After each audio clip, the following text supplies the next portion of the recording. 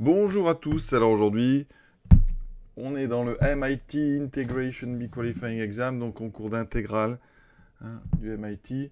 C'est le sujet 2018, exercice 2, très belle intégrale avec des racines carrées imbriquées les unes dans les autres, avec une racine carrée, racine cubique, racine quatrième, etc. Donc première chose à faire, eh bien on va transformer ça pour essayer de rendre les choses un petit peu plus lisibles.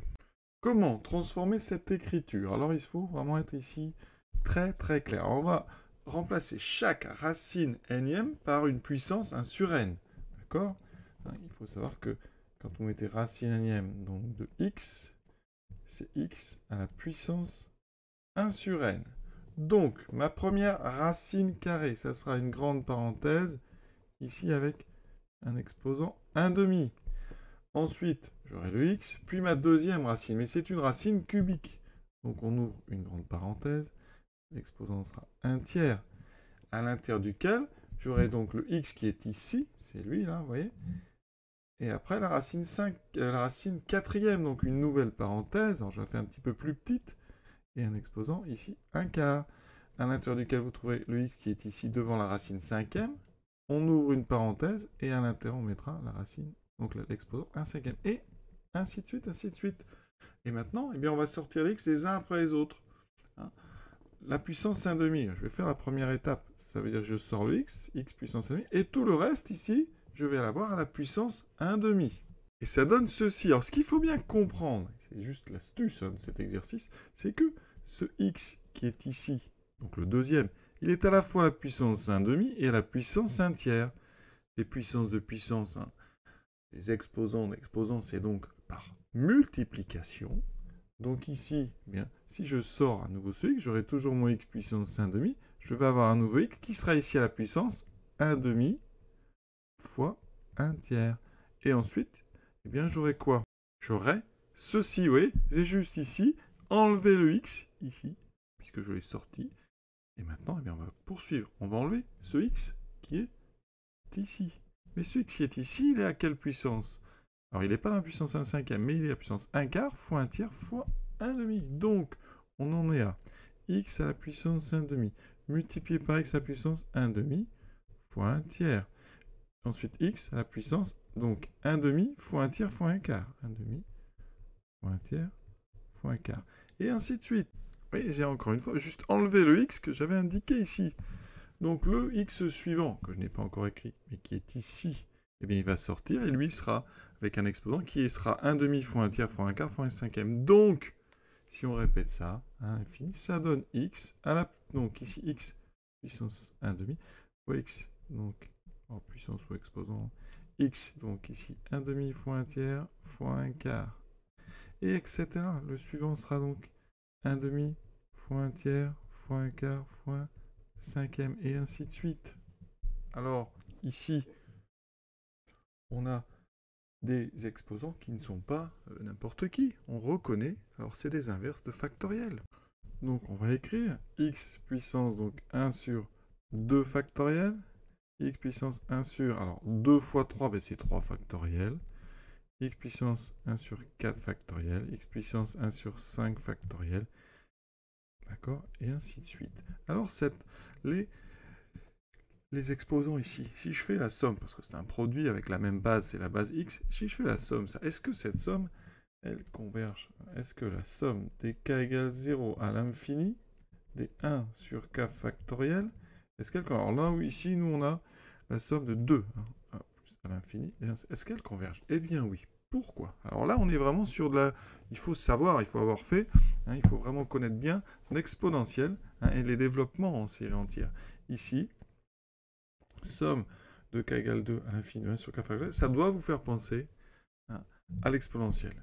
L'exponentielle de x, vous savez que c'est la somme de k égale 0 à l'infini, donc des x puissance n sur k factoriel. Donc si j'applique ça pour x égale 1, eh bien, je sais que exponentielle 1, donc c'est le nombre e, eh bien, c'est la somme de k égale 0 à l'infini des 1 puissance n, donc des 1 sur k factoriel. Donc là, on y est presque. Il nous manque juste les termes pour k égale 0 et k égale 1. Donc, vous voyez, ma somme de k égale 2 à l'infini, eh bien, je peux dire que c'est la somme donc, de k égale 0 à l'infini 1 sur k factoriel, moins les deux premiers termes, c'est-à-dire 1 sur 0 factoriel qui fait 1, moins 1 sur 1 factoriel qui fait 1. Donc, il faut enlever 2. Donc, ici, cette somme, eh bien, elle vaut e moins 2. Donc, vous voyez qu'elle converge, elle existe. Donc, ça, ici, ça veut dire que j'ai x avec un exposant qui sera donc ici e moins 2.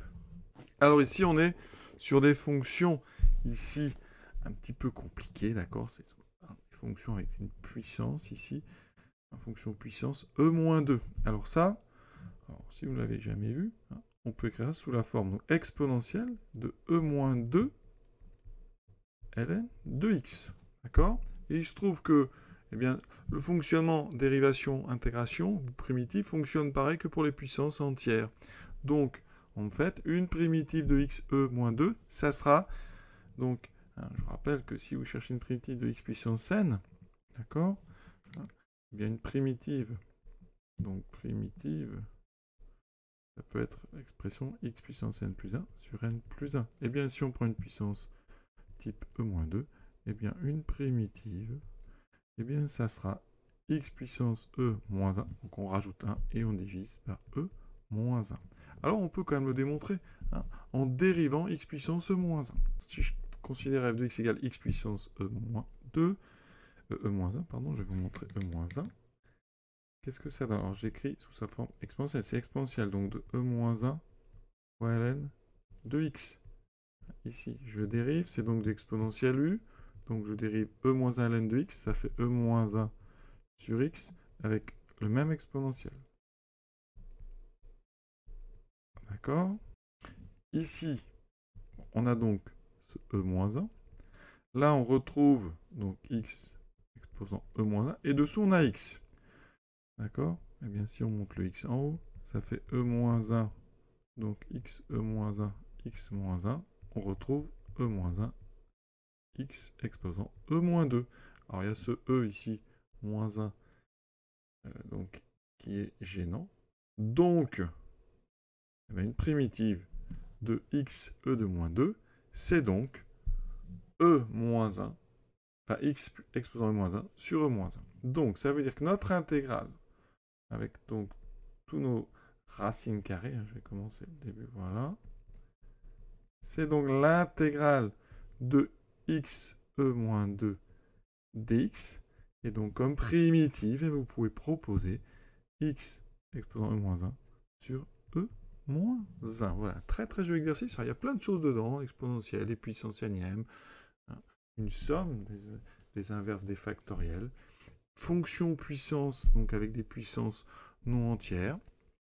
Donc, très bel exercice, voilà. À suivre. Question 3, intégrale de 0 à 2018 pi, valeur absolue de sinus 2018x dx. À très bientôt.